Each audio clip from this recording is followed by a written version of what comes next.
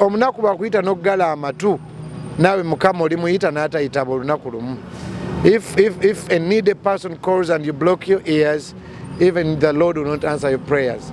Akantu ako kakulu nnyo era mbasaba Bayibuli nti awo omwavu awola Katonda. Mwebale nnyo mwenna abatukwatiddeko mbasuubiza nti ku mmere eno n'ebirabo bino bye mulaba luli twawayo mifaliso naye sijja kwerabira ab'emifaliso. Twasaba abatunda emifaliso batuwe wakiri omufaliso gumu.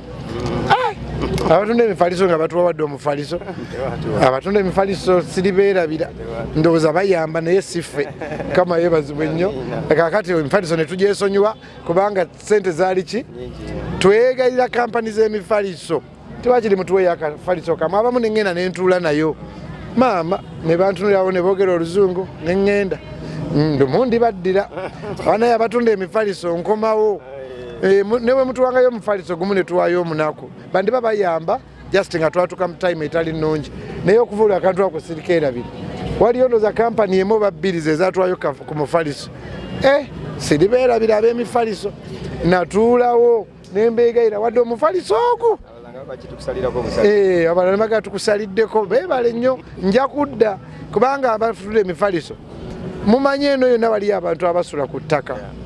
Nja kudda munsalireko nnyo ngenda kudda mu ofiisi zammwe bwe kinaagaana era nja kudda mawiri ngambe abatunda emifaliso muyiga okugabako ku mifaliso mutuwengako ko tuyambe akantu ako omutima ne leero kwayiseewo omwaka naye sirikeerabira wadde akafaliso aka nga bagamba boogera oluzungu ne boogera oli ne boyinoyitamu bannaye ab'emifaliso.